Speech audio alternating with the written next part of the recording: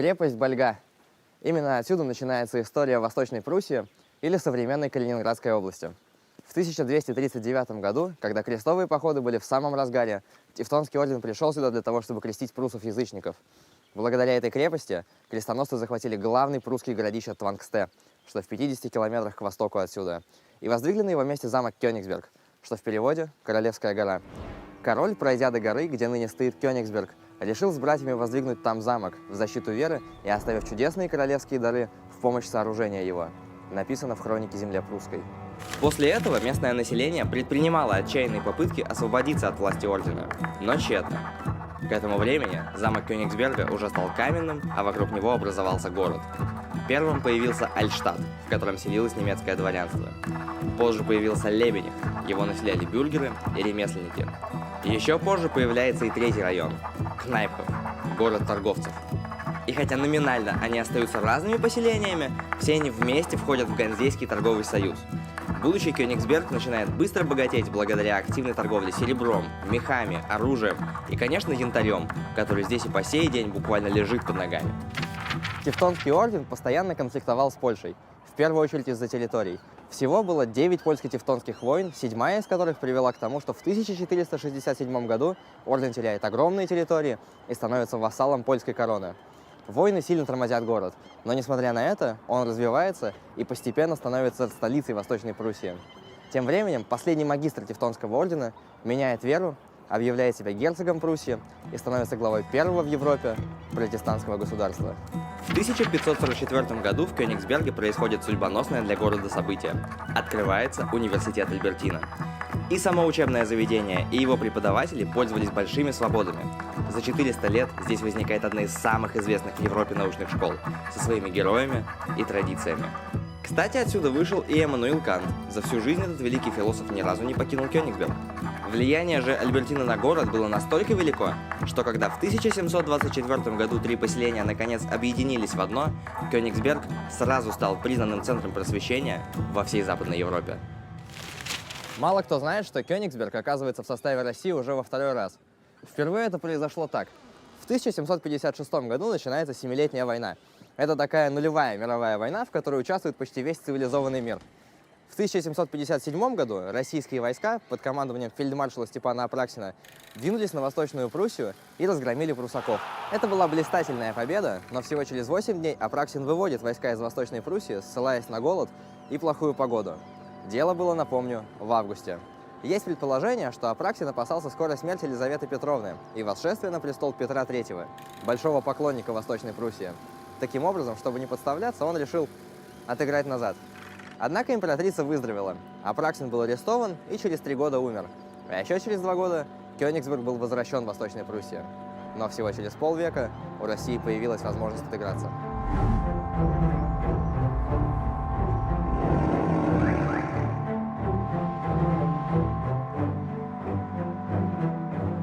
Край, он постоянно таким переходящим от одних к другим, то есть край постоянно, который помнит военные события. Заканчивается одна война, какой-то период передышки, и потом начинается вновь. В дальнейшем Российская империя, которая с конца XVIII века участвует в наполеоновских войнах, снова приходит в Восточную Пруссию.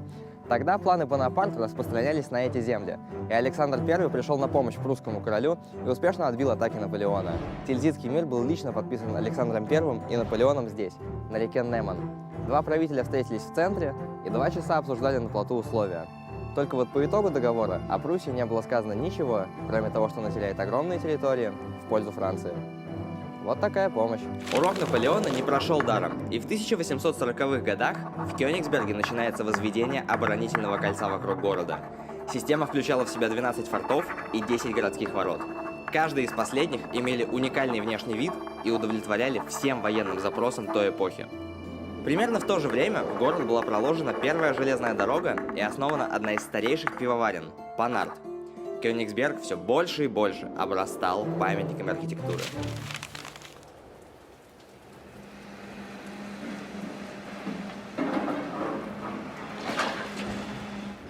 За моей спиной находится старейший аэропорт Европы. Девау был построен в 1919 году на месте военного аэродрома. По слухам, тут даже бывали Есенин и Маяковский, но никаких подтверждений этому нет. Как мы можем видеть, состояние аэропорта оставляет желать лучшего. И это намекает нам на период, когда развитие города повернулось на 180 градусов. К 1925 году в городе также насчитывается 5 синагог. У еврейской общины здесь сложная история, тянущаяся от времен Тевтонского ордена, когда евреям буквально нельзя было появляться в городе. Но со временем город становится все более открытым для разных культур, и это сказывается на общем благополучии. Например, именно тогда в Кёнигсберге был запущен первый трамвай, который сейчас считается самым старым уже для современной России. Но, конечно же, этот период процветания заканчивается, когда к власти приходит Адольф Гитлер.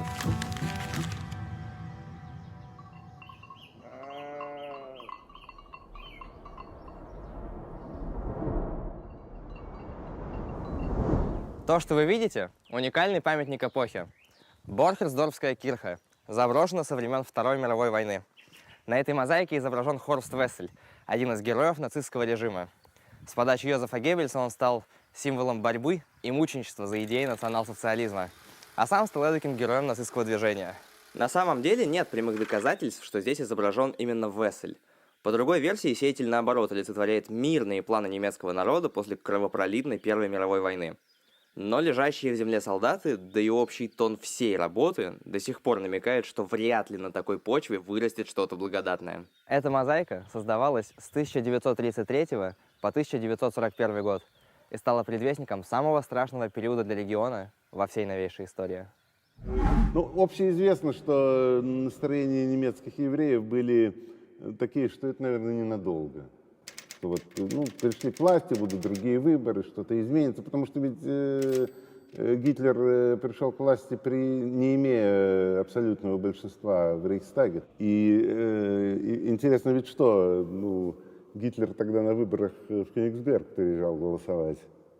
В Кёнигсберге национализм был таким более острым, чем, может быть, в каких-то, ну, чем, например, в Берлине. И когда вот это стало влиять на жизнь, то многие евреи уезжали из Кёнигсберга в Берлин.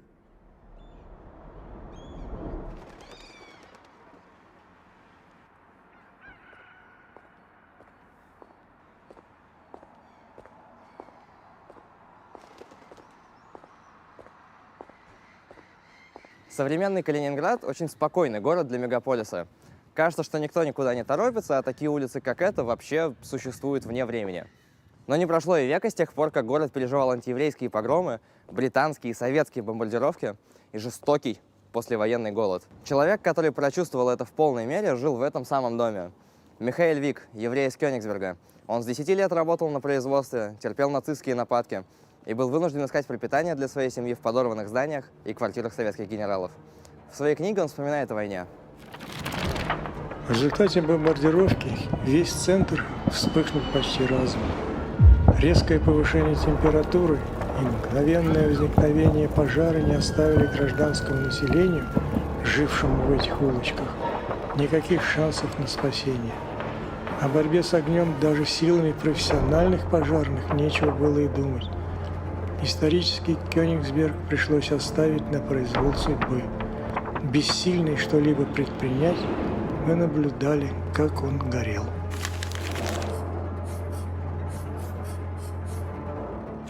Любая война рано или поздно заканчивается.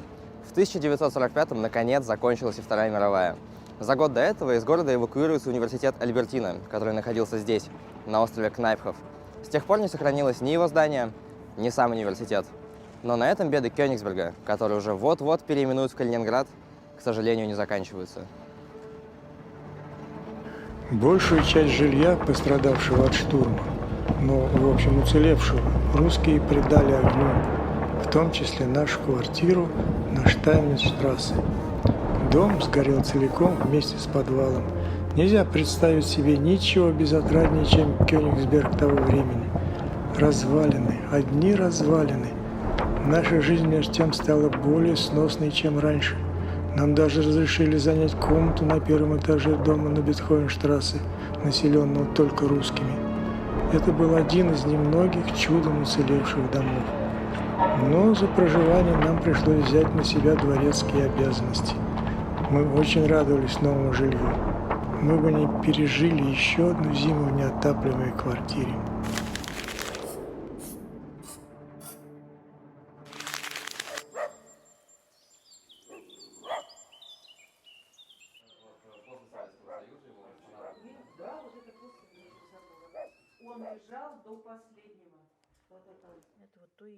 Приехали на Менделееву, тут нас полуторка высадила, сказали: девочки, добирайтесь сами.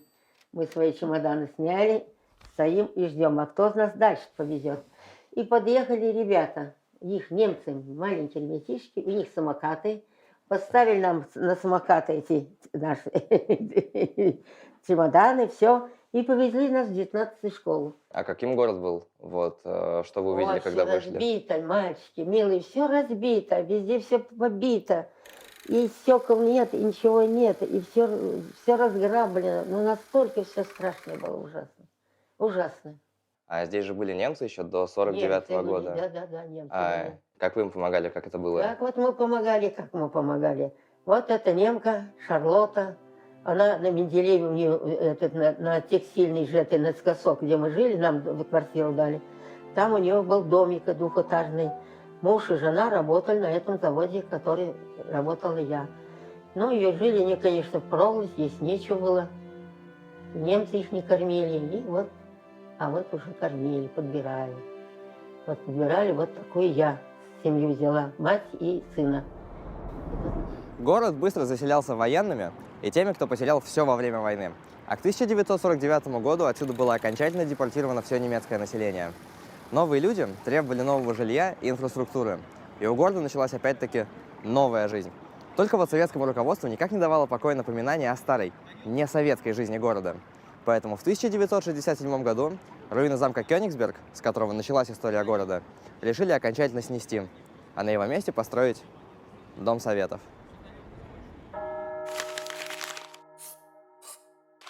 Когда разбирали остатки Королевского замка после взрыва, на месте Королевского замка стояло оборудование, которое превращало все то, что осталось от замка, в щебень.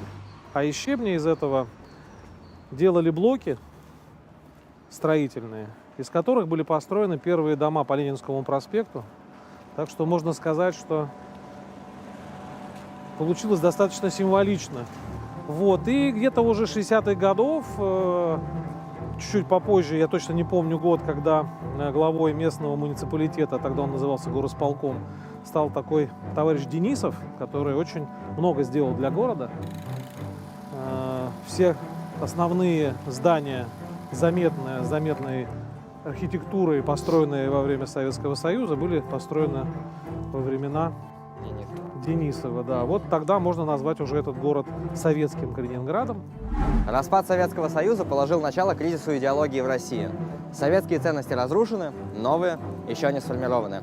Что теперь наше, а что чужое, стало совсем непонятно, но эти две категории точно сохранились. И первая по инерции нуждалась в защите от второго. В Калининграде эти противоречия встали особенно острые. Как за счет ограниченных ресурсов заботиться и о германском, и о русском наследии? И что из этого важнее? Пивоваренный завод «Панарт», например, пережил 2 войны, но эти противоречия стали для него фатальными. У нас 1500 объектов культурного наследия в целом в городе, стоящие на учете разного уровня, регионального, федерального, муниципального.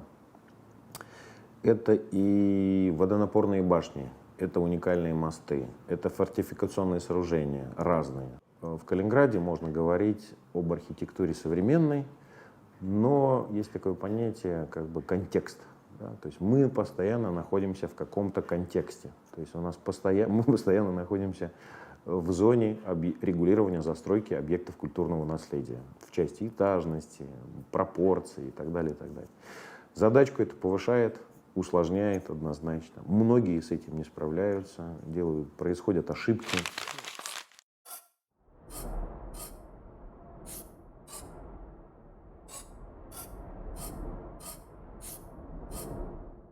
В 2013 году появляется градостроительный проект «Сердце города». В рамках него проводятся международные конкурсы на лучший план застройки исторического центра. Но уже в 2016 году проект самоликвидируется, и больше о нем никто ничего не слышит. Помимо прочего, в рамках сердца города решался вопрос о том, что делать с оставшимся в руинах фундаментом Королевского замка. В соответствующем конкурсе победил миланский архитектор Антон Сагаль. Он предлагал восстановить часть замка, а остальное пространство сделать общественным. Мы решили поговорить с Антоном о том, почему же сердце города остановилось. Ну, тогда вообще условия были достаточно простые. Это был открытый архитектурный конкурс с первой премией, по-моему, в 2 миллиона рублей. Это хорошая премия была для того времени, и сейчас, например, таких конкурсов практически нет, такой хорошей премии. В принципе, она была как бы, ну, правильная, адекватная амбициям и вообще сложности проекта. Вот. Условия были открыты, но в контракте, естественно, не прописывалась гарантия дальнейшей реализации, потому что никто это не мог гарантировать. Если по-хорошему, то в конкурсе должно прописываться, что непосредственно победитель должен потом заниматься разработкой последующей документации в развитии проекта. Вообще во всех нормальных конкурсах делается именно так. Но в России это не всегда возможно. До появления сердца города значит, уровень обсуждения был, ну, такой кухонно-домашний, да, там, снести, взорвать, там, ни в коем случае восстановить замок. Зачем восстановить замок? Что мы с ним будем делать? Как его эксплуатировать?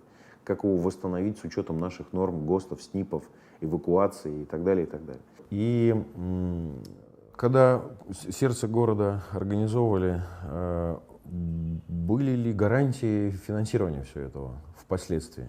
Вот. Но это лишний раз. Все, что происходило, я крайне благодарен вот тем людям, которые участвовали в этом во всех стадиях. То есть это, ну, огромная такая колоссальная работа, которая, наверное, еще даже не оценена вот, так объективно со временем, с течением времени. А почему проект заглох? Вы говорите, что этот Цуканов запустил его. Вот. Зачем он запускался, если денег на реализацию изначально не было? У нас не было и понимания, чего происходило. То есть вот, уровень обсуждения был на уровне вот, кухни. Да, там. Вот. 2 года мы обсуждали эту тему, проводили конкурс международный, видели десятки сценариев возможного развития этой территории. И это очень важно. Вот, но все сложилось немножко иначе, да, потому что в определенный момент, я думаю, что было принято решение на корню остановить процесс вообще развития этого проекта. Вот и все, и поэтому, как бы, соответственно, все постепенно начало закрываться. Кризис идеологии обострялся. В 2010 году принят федеральный закон номер 237, согласно которому религиозные постройки, которые были возведены до 1918 года, могут быть переданы в собственность Русской Православной Церкви. Особая ситуация сложилась здесь, в Калининградской области, где, например, католические или протестантские церкви тоже, само собой, были возведены до 1918 года. РПЦ получила в собственность огромное количество исторических памятников. Но вот как оно ими распоряжается и что именно это за памятники – вопрос, которым по сей день задаются местные активисты. В 2010 году, где-то в октябре месяце, во все органы местного самоуправления по всей области пришло письмо о том, что РПЦ принимает как собственник безвозмездно замки и кирхи на территории области. Ну, вот как бы с кирхами еще понятно, а с замками было даже непонятно, почему, чем мотивировалось правительство Калининградской области. И ни одно культовое сооружение, ни один замок не был отреставрирован за это время РПЦ. Сохранила ли передача тех еще католических построек Русской Православной Церкви, вот их, занимается ли РПЦ ими на самом деле? Ну, я не могу сказать. Не владею этой информацией. Есть просто много громких примеров, там Кирха Арнау, ей хотели еще заниматься и в Европе, сотрудничали с областью, пока она не была передана вот в руки РПЦ. Болькерсдорфская кирха, мы там были, она принадлежит РПЦ, она буквально руина. Это системная история? Думаю, что нет. Просто они же как бы получили их в связи с тем, чтобы можно было бы развивать вот государственную функцию, да, православия. Вот, наверное, в этих местах, ну, нет необходимости это делать. пока. Может быть, финансирования недостаточно. Я не думаю, что это делается как-то умышленно. Там. Как вы думаете, зачем они подали заявки на такое огромное количество объектов, многие из которых в руинах, и сейчас ничего с ними не делают? Ну, земля имеет свою ценность, поэтому даже земля под этими руинами, возможно, будет нужна. И если это в черте города, тем более. Прелесть этого города заключается в эклектике. В этой странной смеси немецкого наследия, советского и теперь уже постсоветского наследия в тех домах, которые были построены уже там в 2000-х или там вот вплоть до последнего дня. И именно в этом как раз и есть та самая изюминка нашего города, то, что отличает нас, не знаю, выгодную сторону или невыгодную, но точно отличает от других регионов нашей большой страны. А как вы думаете, какое будущее ждет город вот, в ближайшие, допустим, 10 лет? Мне трудно говорить. Мы действуем по принципу «будь что будет и делай, что должно». Мы стараемся сохранить то, что осталось. И стараемся способствовать появлению чего-то достойного нового. У человека сейчас осталось два врага. Это время и другой человек. На сегодняшний день Калининград уже не раз становился жертвой последних двух. Язычники и тевтоны, прусаки и поляки, фашисты и коммунисты.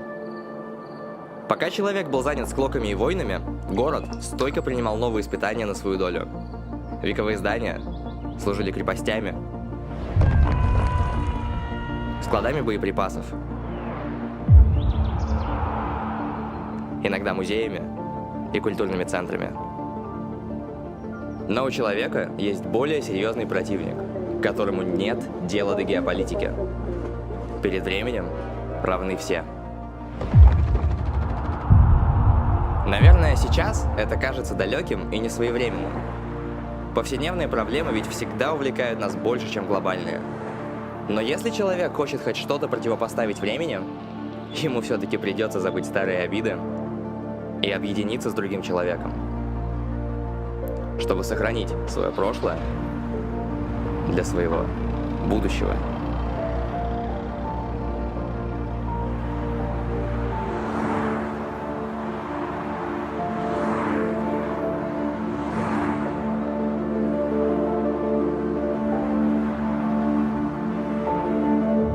So we belong only by doing, and we own only by doing, and we love only by doing. If you want an interpretation of life and love, that would be the closest thing I could come to.